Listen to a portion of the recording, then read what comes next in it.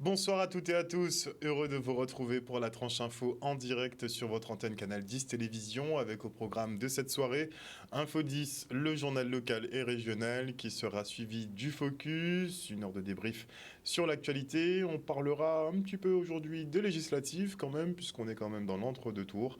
Ce sera après la coupure pub de 19h, mais pour l'instant place au JT.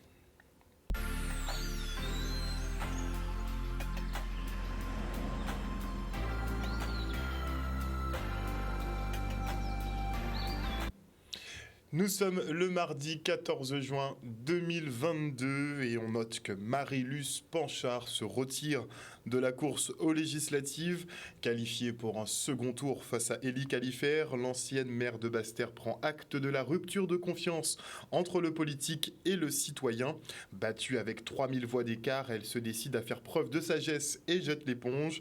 Élie Califert sera donc le seul candidat dans la 4e circonscription ce dimanche.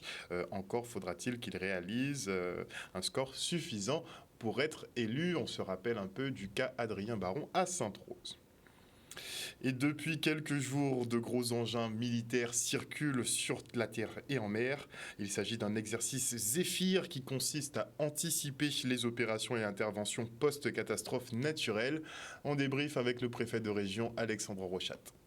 Un exercice que nous avons lancé dès la fin de la semaine dernière, dès qu'on a lancé en fait la saison cyclonique. C'est un exercice qui visait à vérifier qu'on était capable de monter en puissance avec l'arrivée d'un cyclone, de gérer toutes les phases de couleurs que nous connaissons bien, de jaune jusqu'à rouge, jusqu'à violet, et la phase grise qu'on joue depuis ce matin. La phase grise, je ne sais pas si vous vous en souvenez, c'est la phase de sortie du cyclone. Le cyclone est passé sur la Guadeloupe et on est en train de gérer la suite et les conséquences du passage de ce cyclone. On a activé le COD ce matin. Et puis on a profité aussi du passage des forces armées aux Antilles. Tout le monde a dû les voir, il y a un grand nombre de navires qui sont en train de s'entraîner aussi. Et donc on a cumulé ces deux exercices pour avoir un exercice très réel, avec la participation qui plus est de moyens militaires en renfort pour justement gérer une sortie de crise, c'est-à-dire des ouvertures d'axes, des reconnaissances, des rétablissements de réseau. En fait, on l'avait déjà fait l'an dernier, mais avec beaucoup moins de navires, et puis c'était strictement limité à marée galante. Là, on a eu un travail qui a été fait plus important, parce que ça fait 10 jours d'exercice militaire, puis plus 5 jours d'exercice ici de la préfecture. Donc vous voyez qu'on a mis des moyens assez importants, mais parce qu'on rentre dans saison cyclonique, et il faut continuer à s'entraîner, continuer à vérifier nos procédures, continuer à vérifier que les communes qui étaient aussi présentes pour cet exercice sont bien aussi conscientes et connaissent bien les procédures.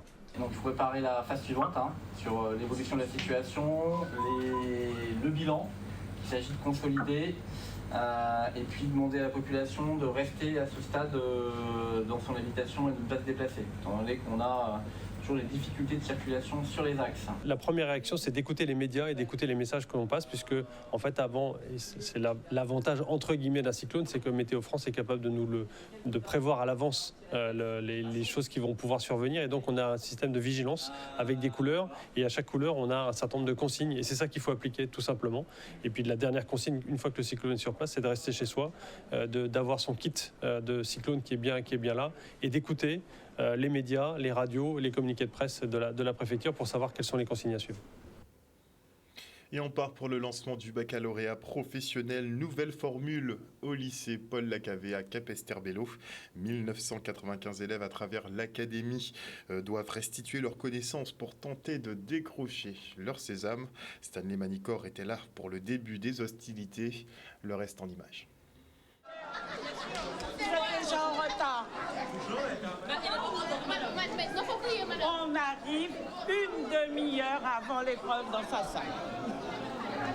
Je passe le bac puisque je ne suis pas stressée, mais enfin, disons que j'espère qu'on aura des résultats. On a tout fait pour qu'il y ait de bons résultats. Maintenant, voilà. C'est quand même le nouveau baccalauréat, de nouvelles épreuves. Donc, je pense que et moi et les professeurs sommes stressés. Spécialité moto, épreuve français. Le numéro de candidat, c'est ce que vous avez sur votre convocation, mais c'est aussi sur votre table également. Ok? Vous allez me ranger vos sacs au fond ou devant. Non, tout le monde devant. Mais il n'y a plus rien à faire dans les sacs après. C'est important parce que c'est un moment de stress, c'est un moment de panique pour eux et donc il est important de le remettre en mémoire parce que certains oublient, certains sont très prêts, d'autres ne sont pas prêts. Ils se retrouvent face à l'épreuve aujourd'hui, donc ils se disent enfin c'est là, donc il faut faire le nécessaire et donc c'est important de leur dire tout ce qu'il faut avant. Chaque année on recommence, on est stressé parce que bon, c'est une nouvelle vague, ce sont des nouveaux élèves que l'on a formés pendant 3 ans, que l'on connaît, que l'on a accompagnés et on ne souhaite que leur réussite. Vous les retournerez de manière à pouvoir composer. Néanmoins, je me permets de vous faire quand même quelques petites recommandations avant le début de l'épreuve. 1. Prenez tout le temps qui vous est imparti. Vous avez aujourd'hui 3 heures d'épreuve en français pour commencer. Si vous avez 3 heures, c'est que vous aurez besoin de 3 heures pour composer. Donc prenez le temps de lire votre sujet, prenez le temps de relire également votre copie. 1995 élèves sont concernés par le baccalauréat professionnel en Guadeloupe à cette rentrée, ce qui est une progression par rapport à l'an dernier où, de mémoire, nous étions à 1860. Dans le cadre de la rénovation de la voie professionnelle, il y a ce qui change, c'est que l'épreuve de français sera de 3 heures au lieu de 2h30 comme l'année dernière. Il n'est pas évident de passer le baccalauréat à 12h30. Et là, ils vont travailler jusqu'à 18h30. Je ne sais pas si vous vous rendez compte, ils ont 5 heures d'épreuve avec une pause d'une demi-heure. Voilà, donc je vous souhaite une bonne épreuve, de passer une bonne épreuve et de bien composer. Et puis une bonne continuation pour la suite, puisqu'il y aura certainement une suite pour vous l'année prochaine, puisque vous avez déjà les résultats qui commencent à tomber. Donc je pose retourner et vous composerez au signal. À Marie-Galante, le personnel de l'association des parents et amis des enfants handicapés est en grève. Il dénonce la réduction d'effectifs et la mise à mal de ce réseau de proximité. Une inquiétude pour les Marie-Galantais qui voient leur île se vider peu à peu. Le reportage. On va dans une situation administrative assez floue, assez ambiguë.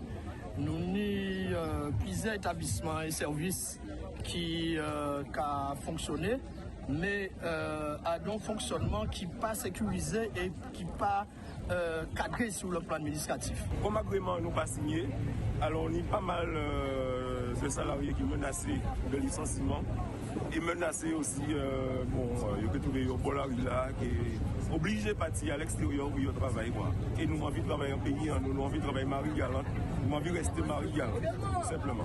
Les salariés ont décidé de se mobiliser de manière à préserver les intérêts de leur association, tant au niveau de notre mission d'accompagnement médico-social auprès de personnes handicapées ou qu'au niveau également de personnes éloignées de l'emploi. Donc ce matin, étant salarié moi-même, je ne suis pas à l'initiative de ce mouvement, mais c'est tout à fait normalement que je suis au milieu de mes équipes pour les aider donc à être entendus, pour que nos agréments soient renouvelés et que les moyens financiers nécessaires à notre action nous soient maintenus et sécurisés. C'est une grande menace pour nous, à Marie-Galante, surtout pour nos enfants. Si nous ne pouvons pas mettre nos enfants dans des structures en Guadeloupe, et nous avons celle à Marie-Galante qui nous donne tout ce qu'il nous faut à Marie-Galante, et les enfants sont apaisés sur l'île de Marie-Galante. Alors moi je dis non à la fermeture de ces structures. Un reportage signé Kylian Romain. Et les urgences du CHU de Pointe-à-Pitre, elles sont sous assistance respiratoire, atteintes d'une pathologie répandue dans les hôpitaux de France, en l'occurrence le manque de moyens et de personnel. L'établissement de santé vous demande de ne pas l'encombrer. Fini les mauvaises habitudes, comme vous présenter spontanément en cas d'inquiétude. Vous devez appeler le 15 avant tout passage aux urgences. On écoute Patrick Portécop, directeur du SAMU, au micro de Maxime Morel. Malheureusement, ce n'est pas spécifique à la Guadeloupe, mais c'est le constat que nous faisons tous dans la spécialité. Et maintenant que la médecine d'urgence devient une spécialité à part entière comme toutes les autres, vous comprenez bien que ces spécialistes revendiquent de s'occuper en priorité de leur cœur de métier et confient donc les consultations de médecine générale à la médecine générale qui doit s'organiser pour offrir des plages de consultation. Elle le fait déjà en Guadeloupe, c'est peut-être moins bien connu et il s'agit de voir ensemble avec nos partenaires de la médecine libérale quelles sont les modalités à mettre en place pour justement récupérer ces patients qui peuvent tout à fait consulter sans prendre de risque vers les structures les plus adaptées. Et donc, en appelant le 15, avant de se déplacer, on pourra justement adapter, en fonction du point d'appel du patient, la solution qui lui correspond le mieux. Nous avons effectivement besoin d'informer la population de l'intérêt de consulter le centre 15 avant tout déplacement vers les urgences. En effet, les urgences continuent de fonctionner pour toutes les situations pour lesquelles la médecine d'urgence existe et est bien présente. Simplement, les consultations non programmées qui n'ont pas à voir avec les urgences et qui relèveraient de la médecine libérale, pour lesquelles notre population a malheureusement pris l'habitude de se présenter aux urgences, ont le défaut de créer de la désorganisation dans le système. Et compte tenu de la raréfaction des ressources médicales et soignantes depuis quelques mois, et cette situation ne trouvant pas de solution pour les prochains mois, nous sommes obligés, comme beaucoup de régions dans l'Hexagone, de repenser l'accueil et l'arrivée au niveau de ces urgences. Vous avez à partir de 18h les maisons médicales de garde qui fonctionnent. C'est important de savoir qu'il y a d'autres alternatives que la venue aux urgences jusqu'à minuit. La population peut se diriger pour des consultations qui ne relèvent pas du plateau technique des urgences vers ces dispositifs. Et surtout, nous travaillons activement avec les autorités à ouvrir de nouveaux services qui pourront représenter des alternatives à la venue vers les urgences, tout en offrant une sécurité médicale pour soit le maintien à domicile chaque fois que c'est possible, soit des consultations tout à fait satisfaisantes grâce soit à la télémédecine, soit avec des solutions de création de centres de consultation de soins immédiats ou d'hôpitaux locaux dans la proximité. Tout ça, ce sont des solutions qui sortiront bientôt de terre et on espère que nous serons accompagnés pour le faire. Des manques de moyens qui ont des impacts effectivement sur d'autres spécialités et les dépistages en particulier. Et pour parler justement du cancer du col de l'utérus qui a un très faible taux de dépistage a priori, eh bien, nous recevons le docteur Yuri Socrier. Bonsoir docteur. Bonsoir monsieur Luce. Alors, on écoutait justement le docteur Patrick Portekop qui nous parlait un peu de la situation aux urgences. Vous, votre domaine, c'est plutôt le cancer du col de l'utérus et vous nous parliez justement d'un problème au niveau des dépistages. Trop peu de femmes se font dépister pour l'instant. Tout à fait. Je suis médecin anatomopathologiste dans un laboratoire privé en Guadeloupe et nous sommes au cœur du dépistage des cancers de manière générale et plus singulièrement du cancer du col de l'utérus. En Guadeloupe, il faut savoir que seulement 30% des femmes vont se faire dépister chaque année en réalisant un frottis du col de l'utérus ou un test HPV chez leur gynécologue ou dans notre laboratoire ou chez leur médecin.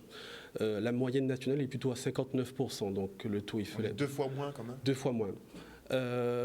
Il faut savoir aussi qu'il y a 200 personnes qui sont atteintes de cancer du col de l'utérus chaque année en Guadeloupe avec 30 décès. Et c'est 30 décès de trop, puisqu'il y a 2 moyens très efficaces, et ça c'est prouvé depuis plus de 50 ans. Alors le premier moyen, donc, c'était le dépistage par le frottis du col de l'utérus et maintenant, plus récemment, la vaccination contre l'HPV. Voilà. Est-ce que ça se traite bien finalement quand on s'y prend de manière précoce ? Tout à fait. Comme beaucoup de cancers, plus la pathologie est dépistée tôt, mieux le traitement sera efficace. Et il y a un plus faible risque en fait, de décès de la maladie.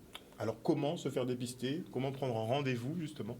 Comment se faire dépister ? Il faut que les femmes adhèrent au dépistage, donc soit de manière individuelle, soit de manière en rentrant dans le cadre des dépistages organisés, par la réalisation d'un frottis du col de l'utérus tous les 3 ans.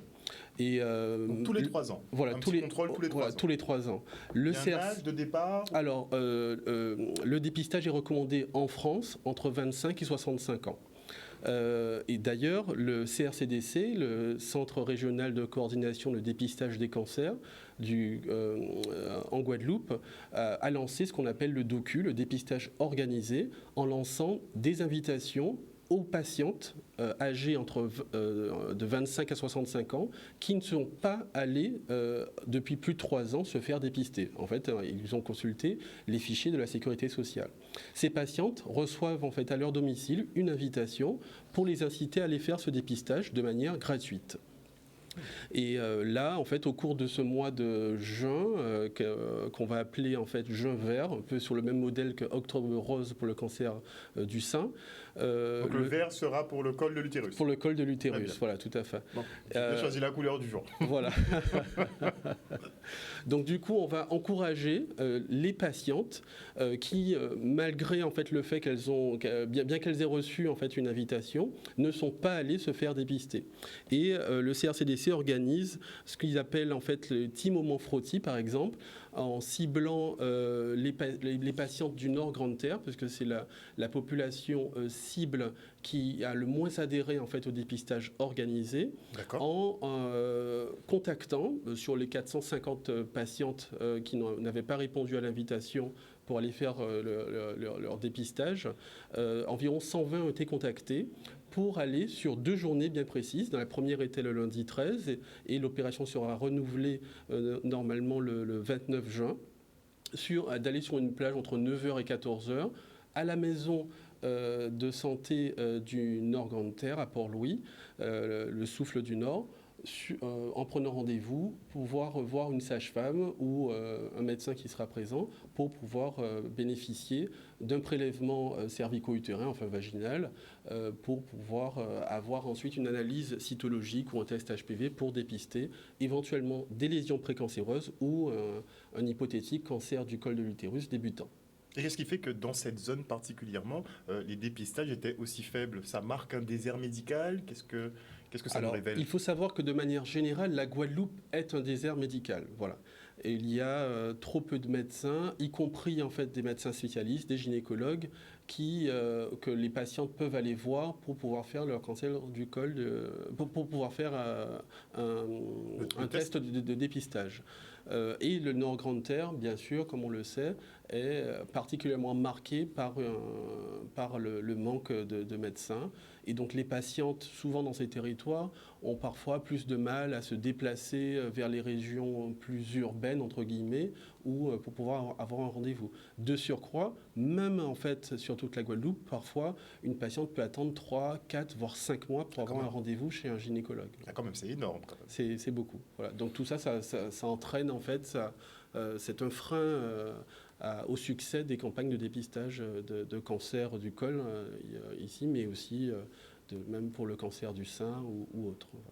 Donc vous passez en format proximité, donc vous allez directement dans le Nord Grande Terre. Est-ce qu'on peut revoir les dates et les créneaux justement pour le dépistage? La date sera le mercredi 29 juin 2022 à Port-Louis, à la maison de santé Le Souffle du Nord, et ce sera entre 9h et 14h. Les patientes peuvent les contacter pour prendre rendez-vous. Ce dépistage, ça va durer même pas 10 à 15 minutes, et le test ne va rien leur coûter.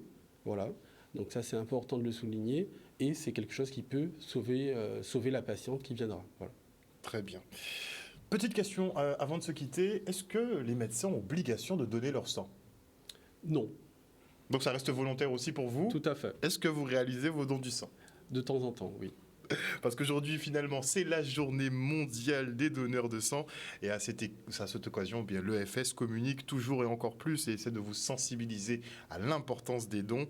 1/3 des produits sanguins utilisés en Guadeloupe viennent encore d'Hexagone. Un ratio qu'on devrait pouvoir changer. Il suffit pour cela de vous rendre à Pointe-à-Pitre en général ou bien dans les lieux de collecte mobile. En ce moment, ils sont du côté de Destrélan à Bémaof. Regardez. Journée mondiale des donneurs de sang, donc ça veut dire effectivement on met les petits pas dans les grands pour remercier les donneurs et les valoriser. Parce que le don de sang, c'est un geste, c'est un peu de temps, un peu de sang également que les personnes viennent donner. Donc c'est important qu'on les mette dans un cadre propice à ce que le don puisse se passer dans de bonnes conditions. Et s'engager, pas uniquement avec un don de sang, mais en parler autour de soi, c'est la première des choses. Et puis simplement se rendre compte qu'il faut qu'on soit autosuffisant en fait en Guadeloupe, puisqu'il y a encore 1/3 des produits qui sont transfusés aux patients de Guadeloupe qui viennent de l'Hexagone. c'est vraiment pas la situation qui est la meilleure pour la transfusion sanguine, sachant qu'il nous faut des produits très compatibles. Et qui dit produits très compatibles dit qu'on va pouvoir les collecter dans notre bassin de population. Moi, je dis que de faire l'effort, de venir, et c'est pas douloureux, et ça se passe rapidement. Il n'y a pas à avoir peur que ça se passe naturellement. C'est comme si c'était une piqûre de moustique, et voilà, hein, ça se fait naturellement, l'appareil là pour prendre le sang, et puis voilà. C'est une bonne action.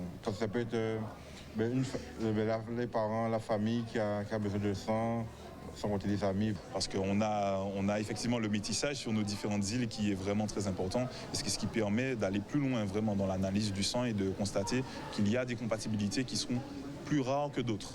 Donc ça nécessite à ce qu'on prélève le plus de personnes que possible pour qu'on sache effectivement et qu'on ait le plus de produits en stock que possible pour soigner la personne lorsqu'elle a besoin et au moment où elle en a besoin. Je suis un habitué. C'est-à-dire que plusieurs fois par an, je donne mon sang.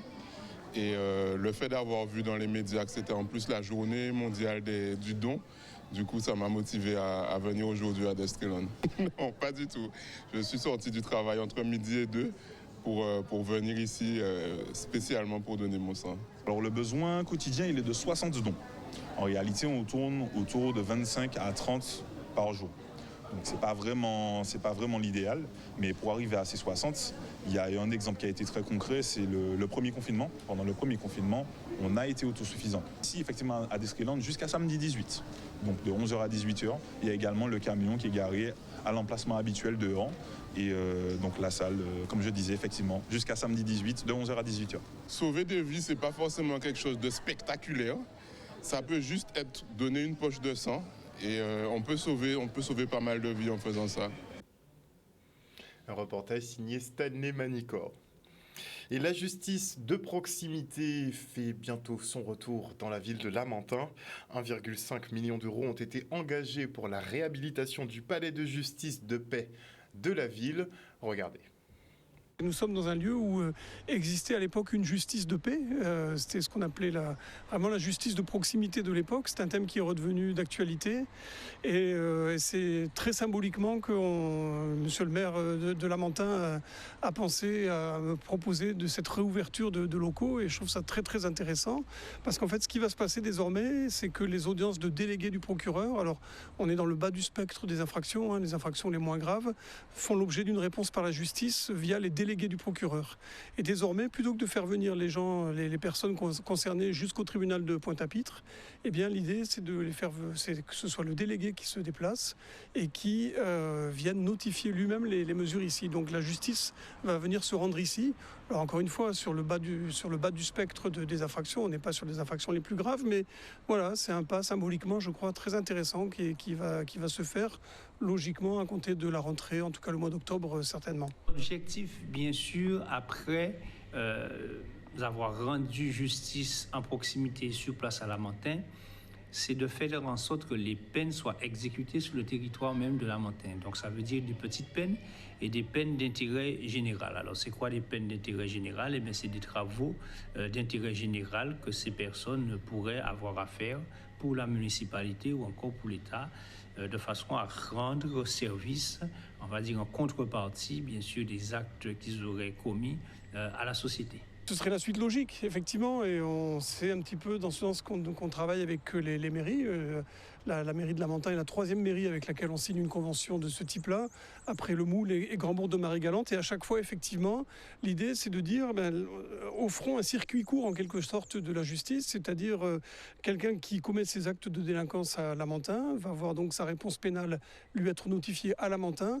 Et puis l'idée, c'est effectivement, si derrière, on peut lui notifier des sanctions, une sanction de travail d'intérêt général au profit de la mairie de Lamentin, je trouve que ça serait très intéressant, ça prendrait beaucoup de sens. Donc on y travaille avec les autorités de la mairie de Lamentin et je les en remercie beaucoup. Un reportage signé Olivier Félix. Et le département, lui, met la lecture à l'honneur avec la fête du livre en bas-bois. Plus de précisions dans le reportage. Ce sont vraiment 3-4 jours de célébration, mais de célébration, j'ai envie de dire, sereine. autour de l'écriture, autour de la lecture. Et là, c'est un investissement, j'ai envie de dire, qu'on sème, on arrose pour récolter après, quoi. Donc un pays riche avec un tel vivier d'auteurs, il ne peut que continuer à promouvoir l'écriture, promouvoir la lecture et encore semer pour mieux produire, quoi. Je trouve que c'est au-delà, ce que nous allons faire est déjà au-delà de ce que moi je voyais. Moi, je ne voyais pas conférence de presse, je ne voyais pas tout ça, hein, je voyais quelque chose de beaucoup plus modeste personnellement. Mais vous savez, quand on travaille, les uns apportent des idées, les autres apportent, et puis ça s'amplifie, une chose entraîne une autre. Donc on attend d'abord que les gens répondent. Si les gens répondent positivement, si le public vient, si le public adulte vient, si les éditeurs sont contents, si les auteurs sont contents, on aura réussi. Et on pourra à ce moment-là avoir suffisamment de force au-delà de ce que nous sommes chacun pour continuer et passer le flambeau. Il y a deux démarches, il y a les amoureux et puis il y a ceux qui sont à conquérir. Donc j'ai envie de dire par cela qu'il y a les scolaires, il y a les enfants, il y a la famille, les familles. Il faut renouer un peu les liens entre tout ce monde. Et naturellement, après, le lot d'amoureux de la lecture publique, les amoureux du livre, le seul lot va grossir, quoi. Et des rencontres avec les éditeurs, avec les auteurs aussi, des ponctuations artistiques variées, avec de la culture, avec de la danse, de la musique. Et c'est vraiment, ce sont vraiment 3-4 jours de célébration, mais de célébration, j'ai envie de dire, sereine, autour de l'écriture, autour de la lecture. Et là, c'est un investissement, j'ai envie de dire, qu'on sème, on arrose pour récolter après.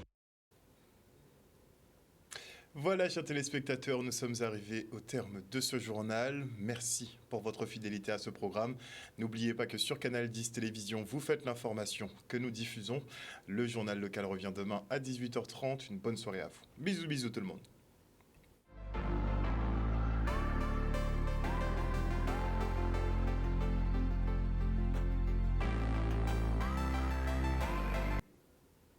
À venir dans la tranche info sur Canal 10, le Focus. On est mardi, donc nous aurons nos jeunes observateurs. J'ai déjà vu que Yoel était là, Miguel est là, Mayembe est là. Ce sera après la coupure pub de 19h. On va faire un petit débrief actualité, une petite revue presse. Et avant cela, on va commencer par le bas. Je dis bonsoir à Gridouchou, bonsoir à Marie-Hélène Borès, à Lydia Luce, à Tayaniste, à Claudie Giraud-Girard, à Michou Ayo, à Ampasav Mako, à Gilles Julien, au général Franck Abar. Bonsoir à Daniel Bernis. Bonsoir à Franco Ferré, à Marie Fleur, à Marie-André Cavaillon, à Lina Wild, à Claudette Hérin. Bonsoir à Jimmy Kamagouva Alia. Jimmy qui s'inquiète pour le score de Tolassi, puisque Tolassi était en tête quand même dans la 3e circonscription. On verra, puisqu'il y aura quand même un bloc qui va se former contre effectivement la candidature RN. Donc il faudra voir ce que ça donne sur la 3e. Bonsoir à Marius Labissi, bonsoir à qui d'autre, à Wilma Blondeau, bonsoir à Kitoun Cyprien, à Marie-Fleur, bonsoir à Nadine Barrault, à Patricia de Normandie, à Jean-Claude Pastor, bonsoir à Fred Joaille, à Mieli Pops, bonsoir à qui d'autre, à Tiffany Pro, à Flo, pardon, bonsoir à Map Phaéton, bonsoir à Graziella Atil, et ce sera tout puisque vous êtes très nombreux. Bonsoir à Nora Dufay et à tous les internautes qui nous suivent. On se retrouve après la pub, on fait un petit débrief actu parce que ça bouge, non seulement sur les législatives, mais il y a pas mal de choses qui se passent en ce moment. À tout de suite.